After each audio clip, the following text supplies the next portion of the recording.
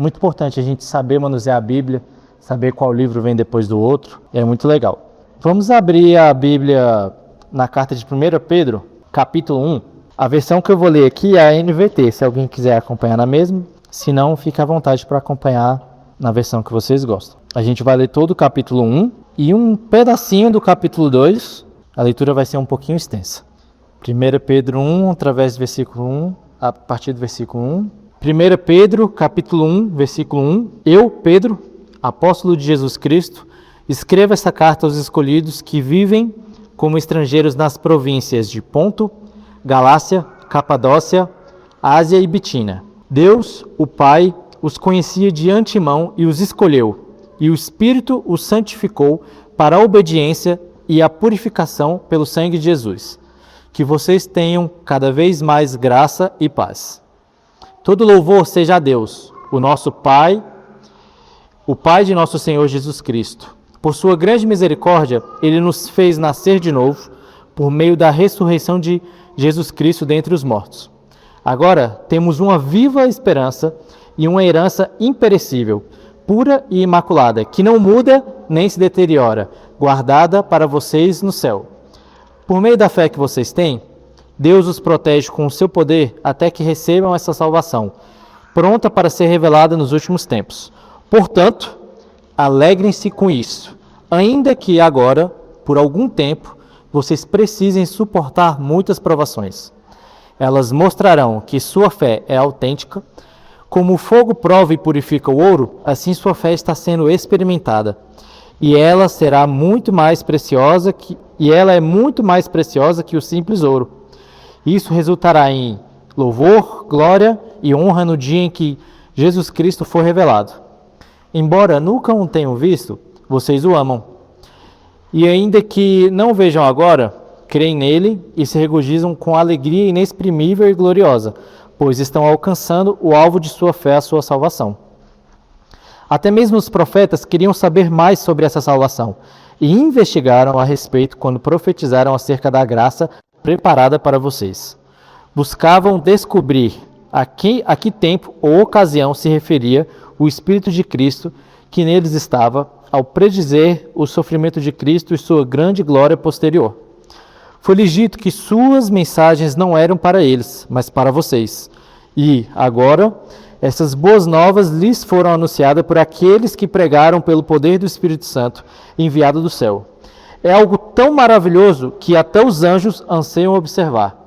Portanto, preparem sua mente para a ação e exercitem o autocontrole.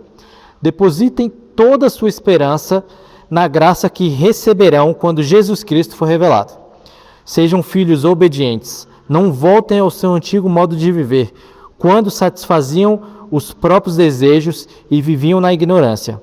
Agora, porém, sejam santos em tudo o que fizerem, como é santo aquele que os chamou.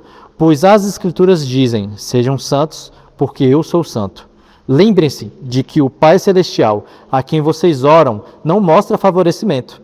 Ele os julgará de acordo com as suas ações. Por isso, vivam com temor durante seu tempo como residentes na terra. Pois vocês sabem que o resgate para salvá-los do estilo de vida vazio que herdaram de seus antepassados não foi pago com simples ouro ou prata, que perdem o seu valor, mas com o sangue precioso de Cristo, o Cordeiro de Deus, sem pecado nem mancha. Ele foi escolhido antes da criação do mundo, mas agora, nesses últimos tempos, foi revelado por causa de vocês. Por meio de Cristo, vocês vieram a crer em Deus, depositam a sua fé e esperança em Deus, porque Ele ressuscitou Cristo dos mortos e lhe deu grande glória. Uma vez que vocês foram purificados de seus pecados, quando obedeceram à verdade, tenham como alvo agora o amor fraternal sem fingimento. Amem uns aos outros sinceramente de todo o coração, pois vocês nasceram de novo, não para uma vida que pode ser destruída, mas para uma vida que durará para sempre, porque vem da eterna e viva palavra de Deus, pois os seres humanos são como o capim. Sua beleza é como as flores do campo. O capim seca e as flores murcham, mas a palavra do Senhor permanece para sempre. E essa palavra é a mensagem das boas novas que lhes foi anunciada. Portanto, livrem-se de toda maldade, todo engano, toda hipocrisia, toda inveja e todo tipo de difamação. Como bebês recém-nascidos, desejem intensamente o puro leite espiritual, para que, por meio dele, cresçam e experimentem plenamente a salvação, agora que provam da bondade do Senhor. Amém? Gente, eu queria dar um nome para a palavra de hoje. E o nome que eu queria dar através dessa passagem é a glória de Cristo.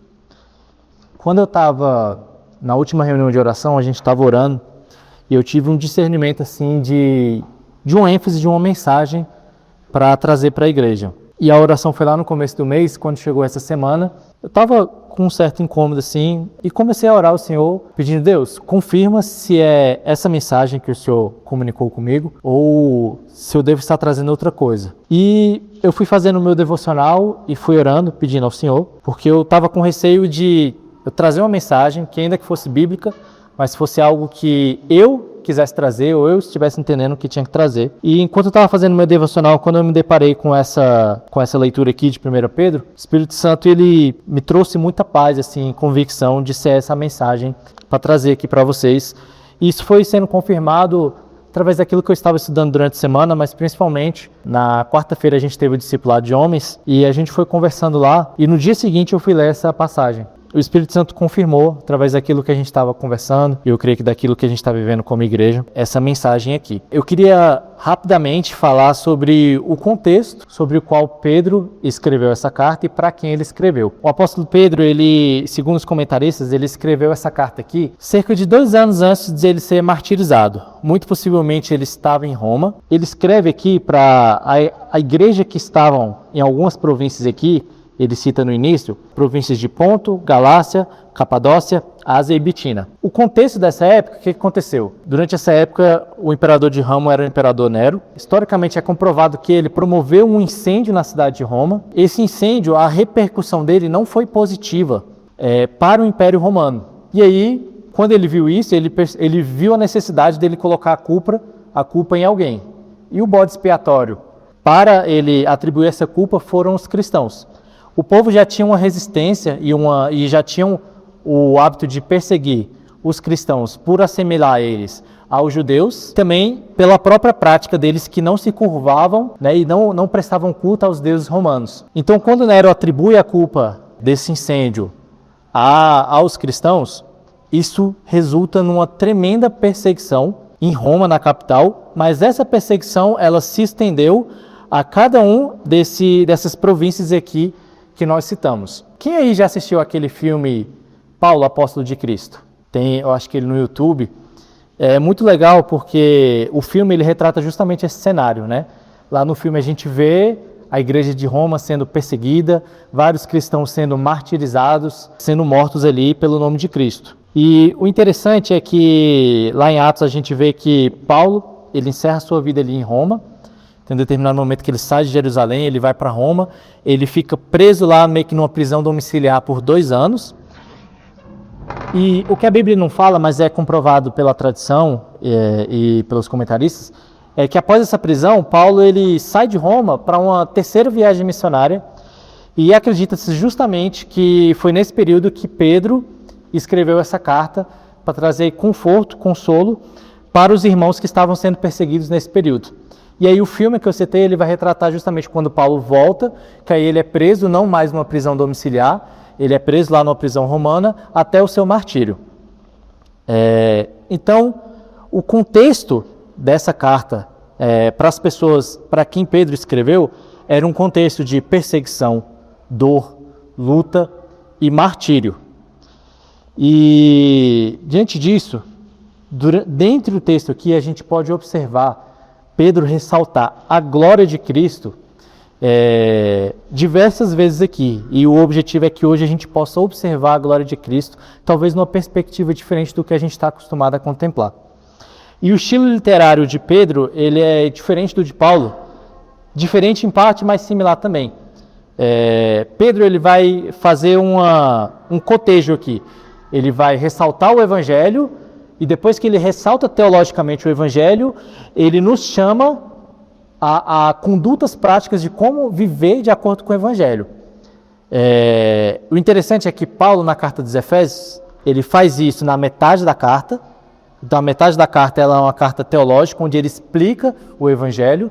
E a segunda parte da carta é a parte prática. Pedro, ele não faz isso dessa forma, ele faz intercalando. Então, ao mesmo tempo que ele vai chamando, ele vai trazendo, explicando o Evangelho, seguidamente, ele começa a explicar como que a gente corresponde ao Evangelho e depois ele explica de novo e chama de novo a gente a corresponder ao Evangelho. E aí eu queria começar aqui, mais expositivamente, um pouquinho, a gente estudar aqui o que Pedro disse. Né? Então, após ele dizer para quem era essa carta, ele começa aqui falando do Evangelho. No versículo 2 ele vai dizer o seguinte: Deus, o Pai, os conhecia de antemão e os escolheu, e o Espírito os santificou para a obediência e purificação pelo sangue de Jesus. Então aqui ele está dizendo o seguinte, Deus ele nos conhecia de antemão, porque ele que nos criou. Deus ele é o Criador, ele é eterno, ele é o único Deus existente, ele é eterno, ele criou todas as coisas e cada um de nós estamos vivos porque ele quis, né?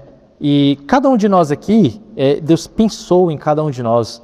Eu queria ressaltar que nós não somos um acidente ou uma produção maquinária onde foram sendo produzidos diversos seres humanos. Não. Deus conhece cada um de nós porque ele nos fez. Ele sabe cada característica nossa, ele sabe as características físicas, as características internas. Ele nos amou, nos fez, nos criou, nos deu vida através de seu sopro de vida. Mesmo nós, a partir da criação de Deus, nos perdendo por conta do pecado, ele nos amou tanto que ele deu o seu Filho, né, para pagar pelos nossos pecados. Ele coloca o Espírito Santo em nós, a partir do momento que nós cremos em Jesus Cristo, para nos santificar, nos aprimorar, até o dia que nós contemplaremos a nossa viva esperança. Seguidamente, ele vai começar louvando a Deus, e ele vai dizer o seguinte no versículo 3: Todo louvor seja a Deus, o Pai de nosso Senhor Jesus Cristo. Por sua grande misericórdia, ele nos fez nascer de novo por meio da ressurreição de Jesus Cristo dentre os mortos. Agora temos uma viva esperança e uma herança imperecível, pura e imaculada, que não muda, nem se deteriora, guardada para vocês no céu. Quem já está mais familiarizado com a narrativa bíblica, nós compreendemos, a Bíblia começa falando da criação. Deus criou todas as coisas puras, sem pecado, sem maldade. Criou o homem, o colocou num jardim e se manifestou, se revelou ao homem para ter comunhão com ele. E num determinado momento o homem peca, né? O homem ele se desvia de Deus, o homem cai. Não só o homem, mas toda a criação. O resultado do pecado do homem é que toda a criação, todo o cosmos, as plantas, os mares, a terra, o ar, tudo agora está corrompido pelo pecado. E a partir de Adão, todo ser humano, ele já nasce pecador, ele já é pecador, ele nasce com essa essência pecadora. E eu queria ressaltar esse aspecto do Evangelho que nós precisamos compreender. Todos nós, antes de Cristo, nós somos encontrados sendo pessoas más, pecadoras, né? E se a gente fizer uma autoanálise da nossa vida, nós vamos ver que o pecado ele não é um dia onde a gente erra, onde a gente, apenas quando a gente comete algo errado por engano. Mas nós conseguimos, olhando, analisando o nosso coração, ver que existe maldade, ver que muitas condutas que nós fizemos, ela vem derivada de um mal, ela vem derivada de, às vezes, querer fazer mal para o nosso irmão, de querer desejar o mal para o nosso irmão, né, de querer uma autojustiça própria. E esse é o estado da humanidade sem Deus. A humanidade ela é caída, ela é pecaminosa, ela é digna de receber a ira, ela é digna de receber o castigo de Deus. Todos nós, nenhum de nós, podemos nos salvar. Todos nós merecíamos o inferno. Todo aquele que não confessa o nome do Senhor é digno do inferno. Porque quando nós pecamos, o que nós cometemos é um ato contra a dignidade de um Deus que é santo, que não tem nenhuma maldade, que é puro e que é bom. Não há nenhuma conduta humana que nós possamos fazer que vá operar diante de Deus um apagamento desses atos que nós fazemos contra a dignidade de Deus. Então, a partir do momento que nós caímos, Paulo ele começa a dizer aqui que por sua grande misericórdia, né, pelo amor de Deus, pela grande misericórdia dele, ele nos fez nascer de novo. E esse novo nascimento é através de Cristo. E agora eu queria poder adentrar um pouco aqui sobre a glória de Cristo. Cristo ele é o Filho de Deus e ao mesmo tempo ele é Deus. Cristo ele não foi criado, ele sempre existiu junto com Deus. Ele é eterno, ele sempre foi eterno, ele sempre habitou na eternidade e ele sempre habitará. Mas, antes da criação do mundo, Deus, sabendo, porque Ele é onisciente, da nossa queda, Ele já proveu a nossa salvação através de Cristo, o Filho de Deus. E como que se deu essa salvação? Cristo, Deus, Ele, num determinado ponto da história, Ele se desfez da sua divindade e Ele se tornou um ser humano como nós, carne como nós. Ele nasceu da Virgem Maria e Ele viveu entre nós, para poder redimir os nossos pecados. A gente está acostumado muitas vezes a observar a glória de Cristo através dos aspectos celestiais dele. Então a gente vê que Cristo ele é santo, ele é rei, ele é senhor, ele possui olhos como chamas de fogo, ele possui uma luz reluzente. Mas na manifestação física de Cristo, no ministério terreno dele, nós também conseguimos observar a glória dele. E eu queria começar fazendo essa reflexão sobre a glória de Cristo, na humildade dele e ele ter se tornado um ser humano como nós. E muitas vezes a gente tem aspectos do evangelho que a gente vai lendo, que pelo menos comigo é assim, cara, a gente não para pensar no quão escandaloso são algumas coisas. E aí eu queria, sobre o ministério da encarnação, eu queria tentar fazer uma ilustração aqui que não tem como ser uma ilustração eficiente para comparar a humilhação que Deus passou, que Cristo passou se tornando um homem, mas eu vou tentar. Quem tem cachorro aqui? Gato, papagaio, periquito, qualquer coisa. Então tá, normalmente a gente pega esses bichinhos filhotes e a gente cuida deles, né? A gente cria eles num certo modo assim, mais doméstico. A gente dá o alimento, a gente cuida, a gente ensina certas coisas e a gente vê aquele animalzinho ali crescer e ele se torna parte ali do nosso ambiente. Agora, imagine-se você que cria um gato, um cachorro, algum bicho, imagine-se você se tornando um cachorro, um gato ou um periquito. O escândalo que isso seria, porque ainda que você ame aquele bicho, ainda que você cuide dele, você é um ser humano completamente superior aquele animal que é irracional, que ele pode ser fofinho, mas ele não é um animal que chega nem de perto à sua altura, como ser humano. Agora vamos fazer mentalmente, transformar esse exemplo na encarnação.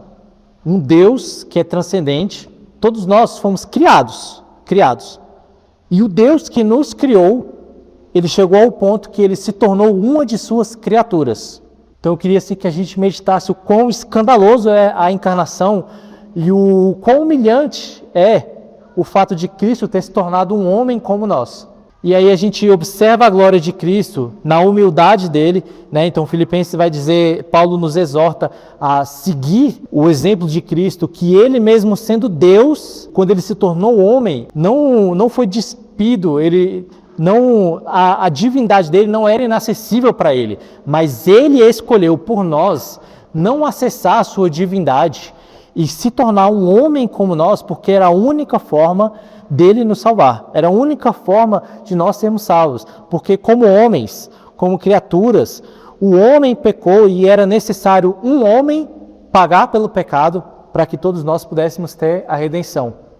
E a gente observa a glória de Cristo, que além dele ter se humilhado, ele ainda por cima, por amor, como homem, em momento algum, ele se usurpou da sua divindade. E quando o texto ele diz isso, ele quer nos mostrar que tudo que Cristo fez, e ele foi o único homem que, ele foi tentado em todas as áreas, mas em nada ele pecou, né? Ele foi o único homem justo que foi condenado pelos pecados.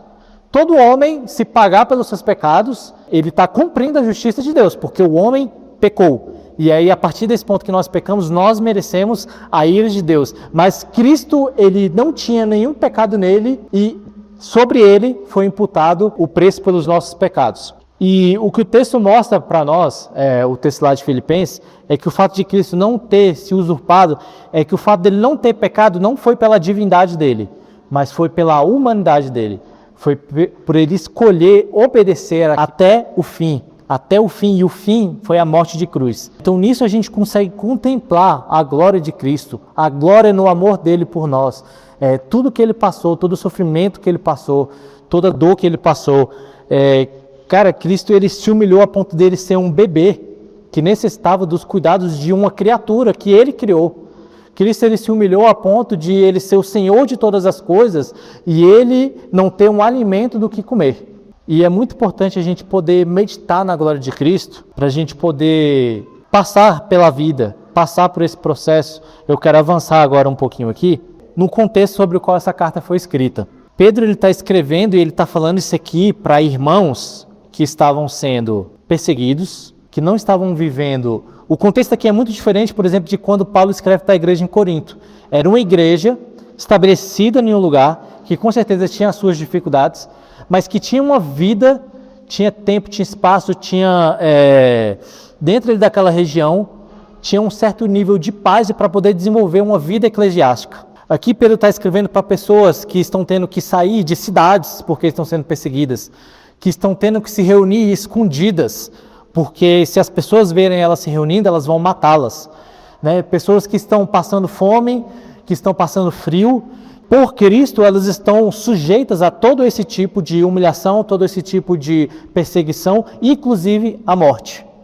E aí, olha só o que Paulo está dizendo para essas pessoas. Paulo está ressaltando o Evangelho, né?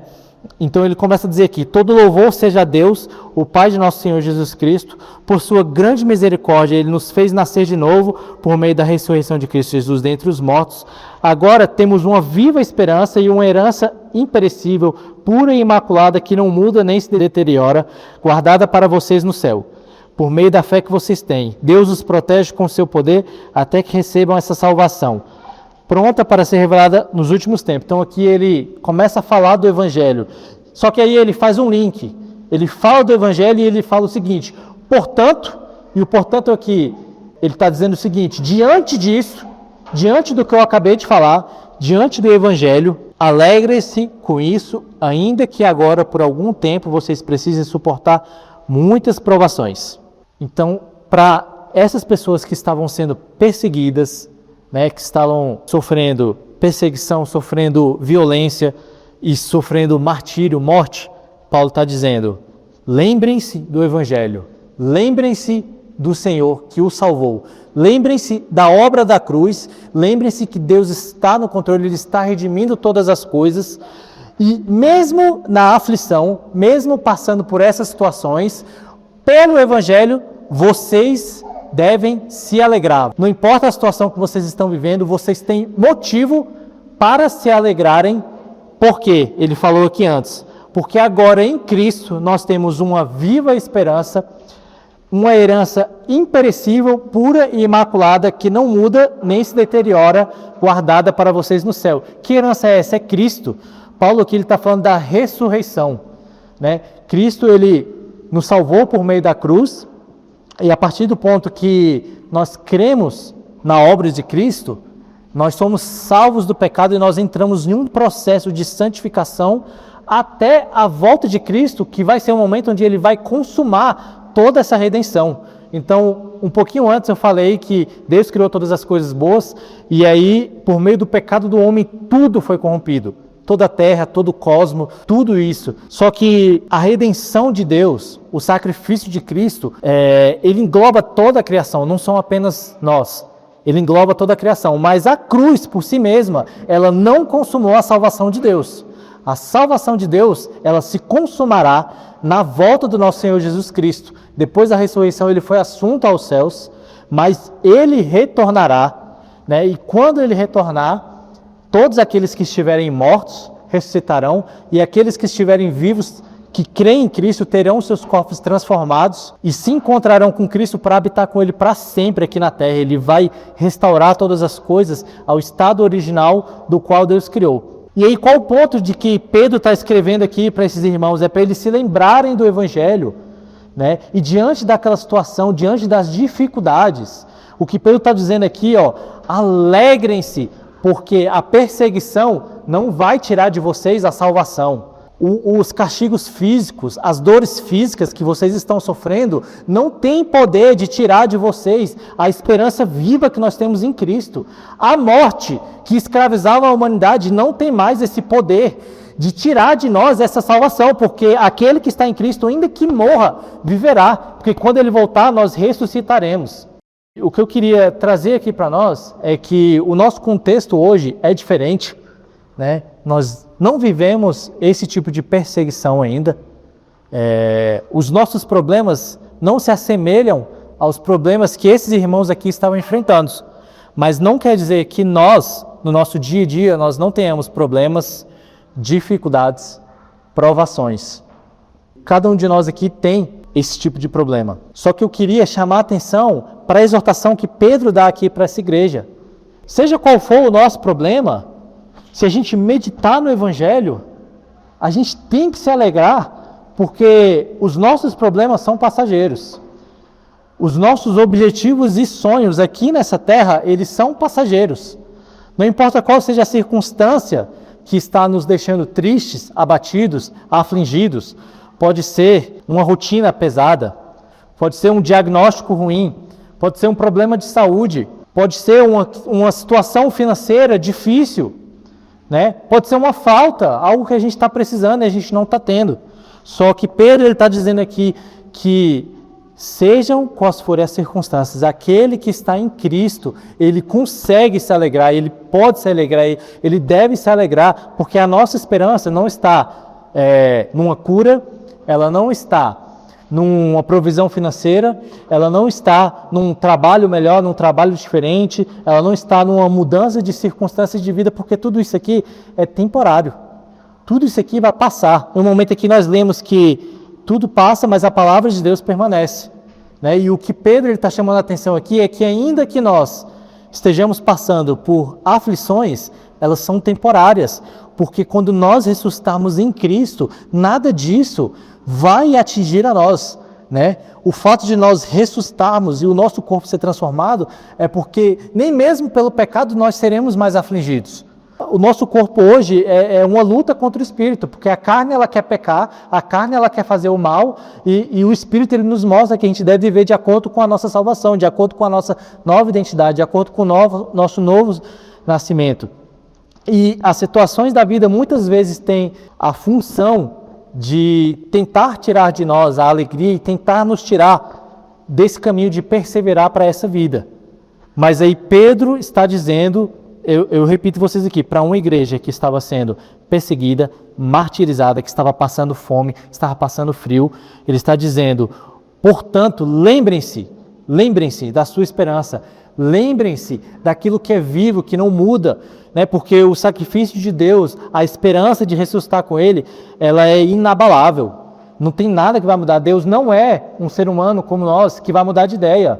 Ele não vai olhar para nós num determinado momento e não, agora eu vou te excluir aqui, eu não entendo que você merece mais a salvação não. Não, a nossa fé ela é viva e ela é certeira. Então Pedro ele está nos chamando para a gente olhar para a eternidade.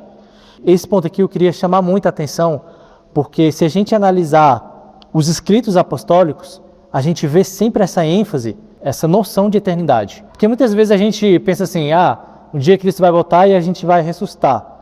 Como uma coisa longínqua, né? Como algo assim que a gente sabe, mas parece que a gente não acredita. Parece que aquilo não é vivo dentro de nós.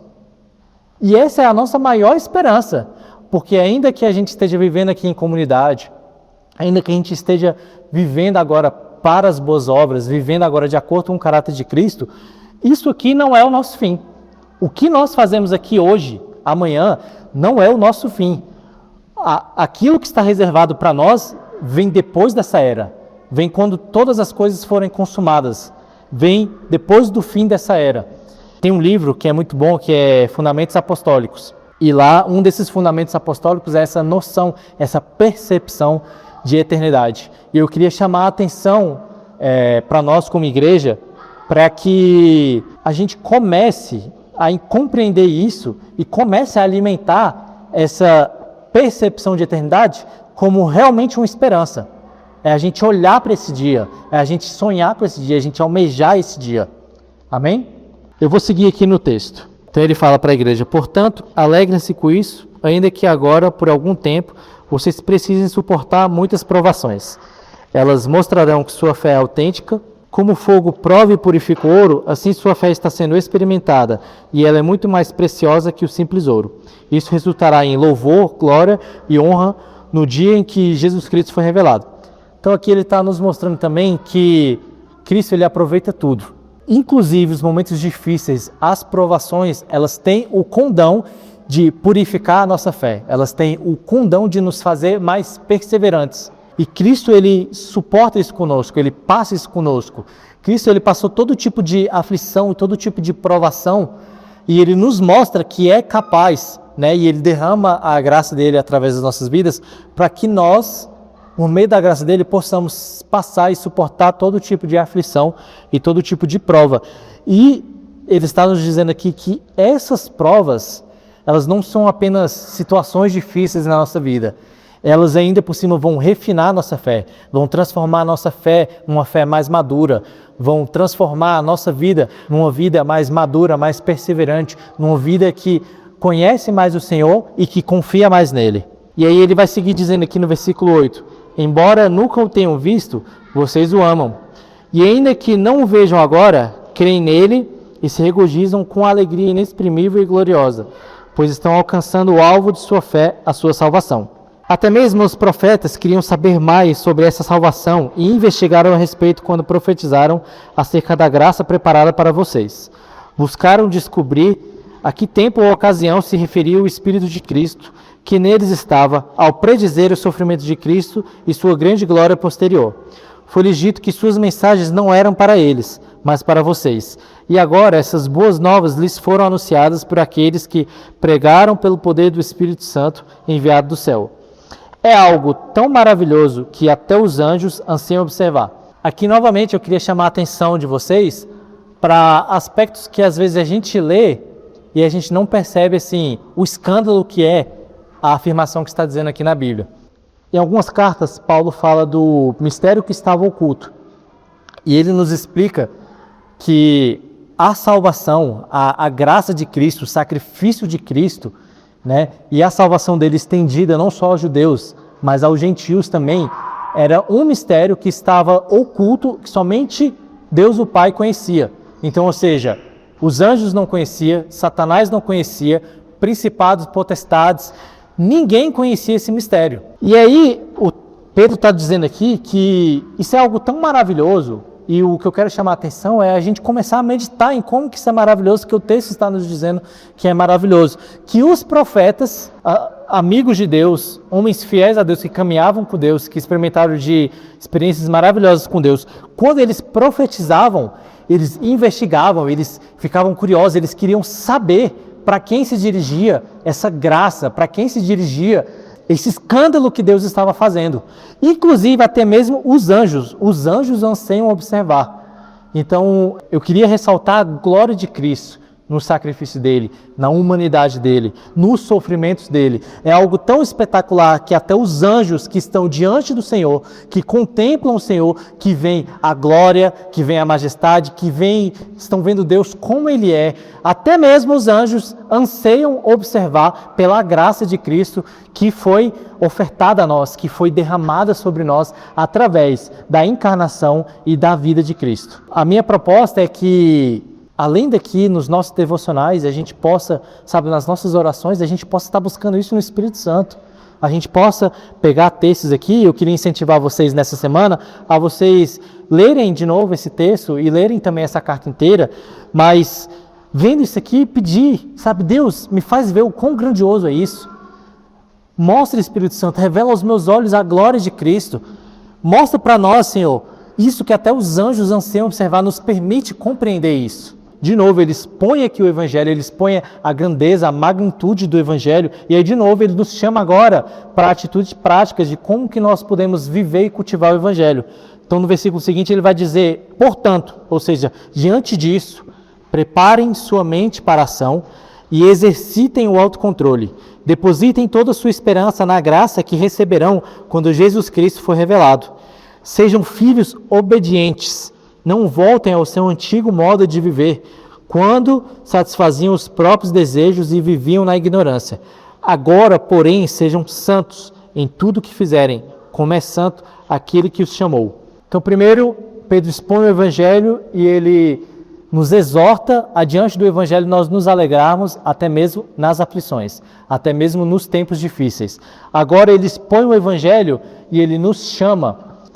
Eu busquei um comentário para entender mais o que significaria preparem sua mente. E o que o comentário traz é que o preparar a mente é tirar todo tipo de dúvida da mente, é centralizar no Evangelho. A gente, de uma forma prática, olhar para aquilo que importa e esvaziar a nossa mente daquilo que não tem relevância, daquilo que não tem valor, esvaziar de dúvidas que não nos levam a lugar nenhum, questionamentos que não nos levam a lugar nenhum, inclusive dos problemas, e olhar para o Evangelho, mentalizar ele e começar a exercer uma vida prática de Evangelho. E aí ele começa a dizer que exercitem o autocontrole, exercitem o domínio próprio, tomem controle da sua vida, passem a fazer aquilo que é certo. Depositem sua esperança na graça que receberão de Jesus Cristo quando for revelado. Então ele está dizendo aqui que para nós não termos esperança numa viagem, nós não temos esperança numa cura, num procedimento médico, numa oferta de emprego, coisas que são comuns no nosso dia a dia. E eu não estou dizendo de jeito nenhum que essas coisas não têm sua relevância, elas não são importantes. Mas são coisas terrenas e passageiras. Elas não têm o poder de nos satisfazer, de nos salvar, nem mesmo de nos preencher, eu não sei se vocês já observaram, mas é o que o pessoal chama de dobrar a meta. Só que isso aí nunca acaba, vamos supor, a gente entra na academia, a gente, eu quero ter o shape tal. Aí você se dedica, você tem disciplina e você chega lá. Quando você chega, você começa a querer outra coisa, Aí vamos dar o exemplo aqui, a gente pega e, eu quero muito fazer uma viagem para tal lugar. Aí a gente junta dinheiro, a gente se organiza, a gente vai e viaja para aquele lugar. Depois que a gente viaja, a gente quer viajar para outro lugar. O que eu quero dizer é que essas coisas assim, elas são boas, elas nos dão um certo nível de saciedade, mas não o suficiente para a gente não querer mais. E aí Pedro ele nos exorta aqui, depositem sua esperança na graça que receberão quando Cristo Jesus for revelado. Então ele está nos chamando de novo aqui. Ponham a sua esperança naquilo que realmente é imperecível, naquilo que é duradouro para sempre, naquilo que não acaba, naquilo que vai satisfazer vocês, naquilo que vai saciar vocês de uma vez por todas, não em coisas que são temporárias. E aí ele começa a falar aqui de obediência. Sejam filhos obedientes, não voltem ao seu antigo modo de viver. E aqui eu queria ressaltar algo que eu falei aqui da identidade, da natureza humana, que é pecadora, mas a partir do momento que nós nascemos de novo, o fato de nós nascer de novo é que nós não somos mais os mesmos que era antes.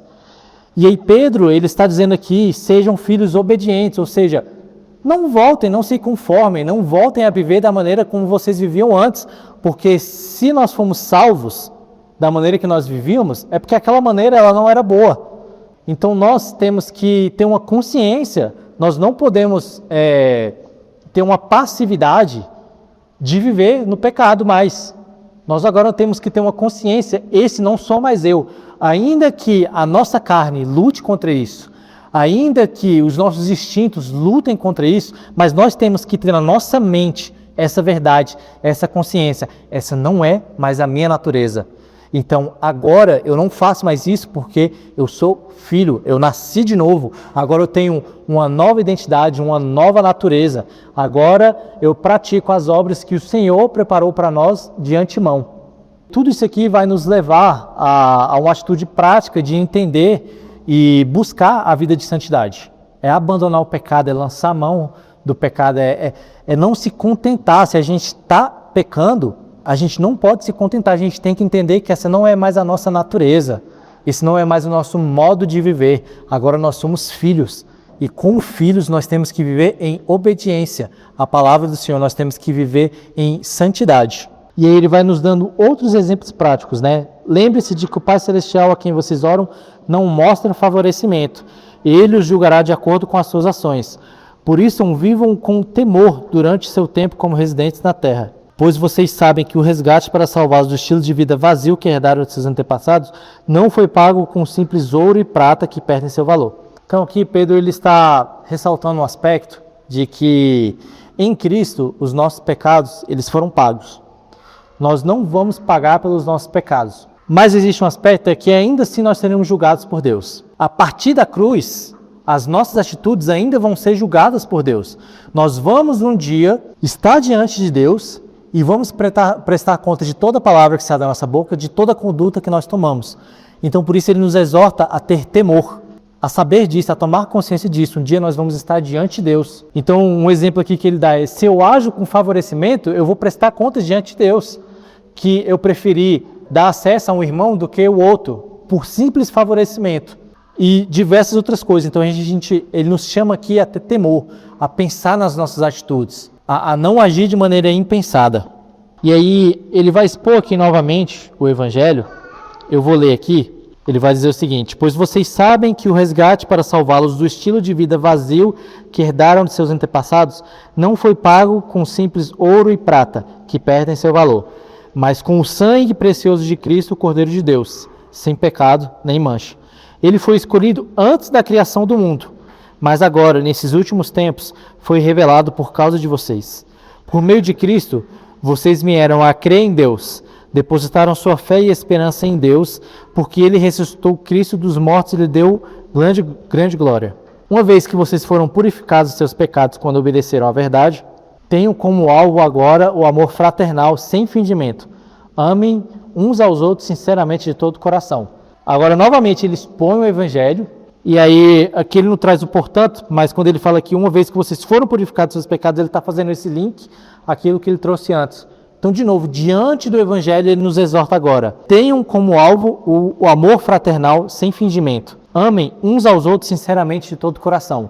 Agora ele está trazendo um aspecto coletivo da vida da igreja. Tudo que nós fazemos como igreja, ela parte a partir desse lugar aqui, dessa sentença, amar uns aos outros, sinceramente, de todo o coração.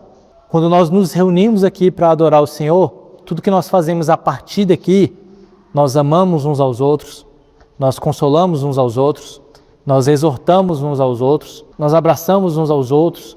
Tudo que nós fazemos, para nós fazermos isso, nós precisamos de fato amar uns aos outros, através do amor de Cristo.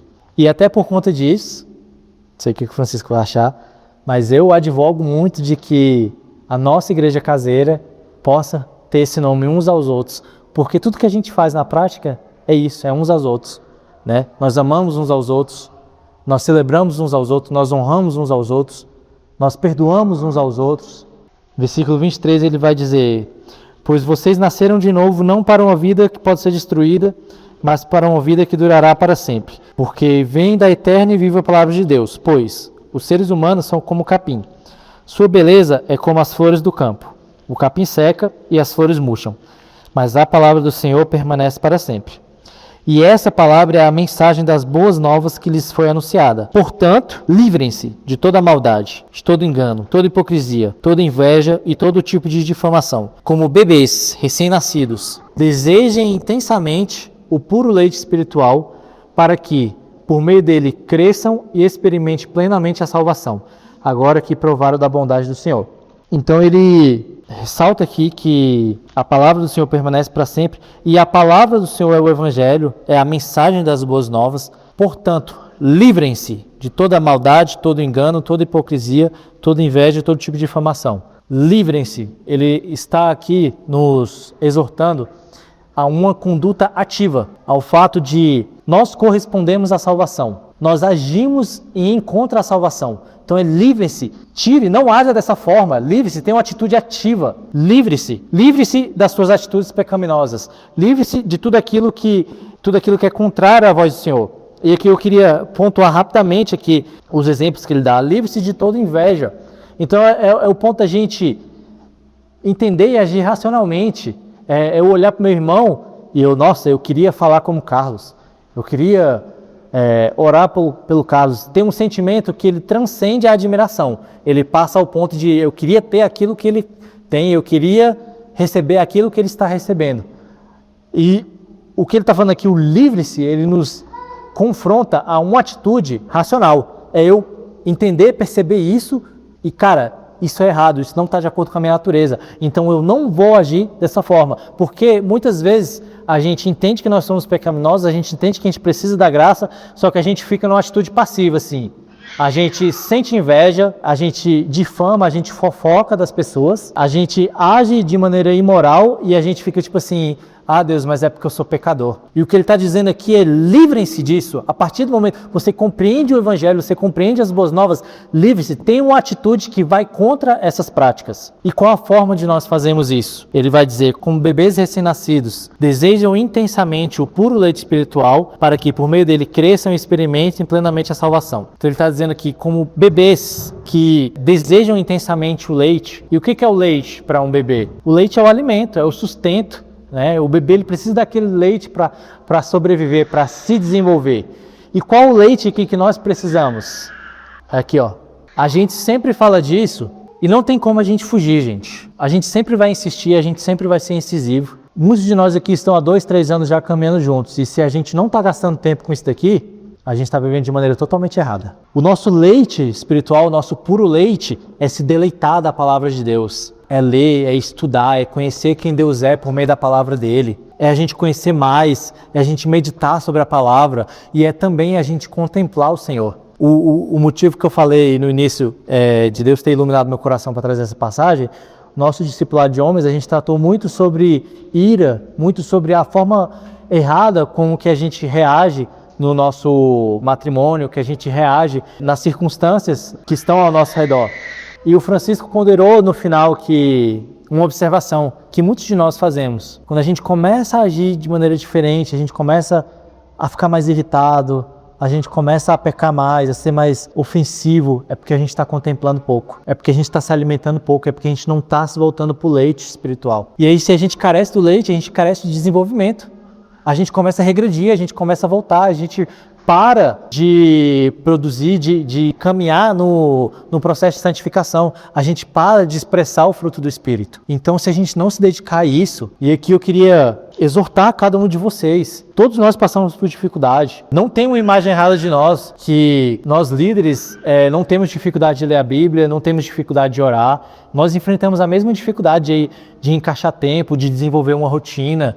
Mas o ponto é que nós precisamos priorizar, porque sem isso a gente não se desenvolve, sem isso a gente morre, sem isso a gente perece. Então eu queria aqui exortar todos nós a nos dedicarmos. Se nós nos afastamos, cara, isso aqui tem que ser prioridade, tem que ser uma atitude radical. Eu vou priorizar, eu vou ler a Bíblia, eu vou achar um tempo, ainda que de início seja pequeno, ainda que sejam 5 minutos, mas eu vou ler todo dia.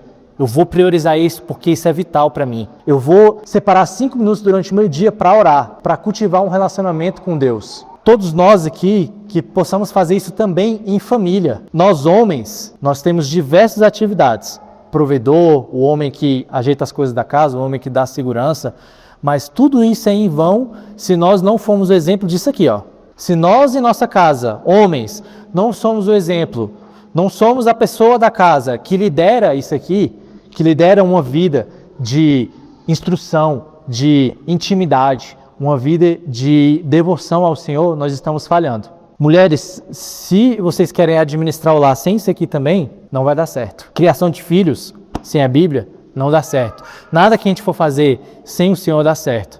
Então que nós possamos meditar em tudo isso que foi falado, meditar na glória de Cristo e diante dos nossos sofrimentos, das nossas aflições. E eu quero ressaltar que em momento nenhum eu quis dizer aqui que nós não somos objeto da tristeza, nós não somos objeto do dia ruim, do dia mau, mas o que eu quero ressaltar aqui é que mesmo na adversidade, mesmo na dificuldade, que nós possamos sempre lembrar de Cristo. Nós possamos lembrar que a nossa esperança, ela é viva, ela não muda, ela não vai mudar nunca, ela é fiel. E a gente consiga ainda na adversidade se alegrar. A gente consiga ainda na adversidade encher o nosso coração de alegria, de regozijo, porque nada pode nos tirar a salvação. Nem a morte pode nos tirar a salvação. E que a gente possa cultivar individualmente a nossa devoção, a nossa leitura bíblica, as nossas orações, mas também familiarmente, que cada um de nós, dentro do nosso primeiro núcleo, nosso núcleo familiar, né? Que os nossos filhos possam nos ver buscando ao Senhor e que isso a gente possa fazer de uma maneira prática mesmo, que a gente possa cultivar aqui uma rotina de cada família aqui ter o seu momento durante a semana de culto familiar, de adorarmos a Deus juntos, dos nossos filhos trazerem uma palavra para nós, dos nossos filhos orarem, de nós orarmos diante dos nossos filhos, das nossas esposas, que seja esse ambiente que a gente venha cultivar também coletivamente, como corpo, como igreja, que a gente venha focar nas nossas reuniões, que a gente venha focar nos nossos momentos coletivos de adoração, nos nossos momentos coletivos de devoção. Amém?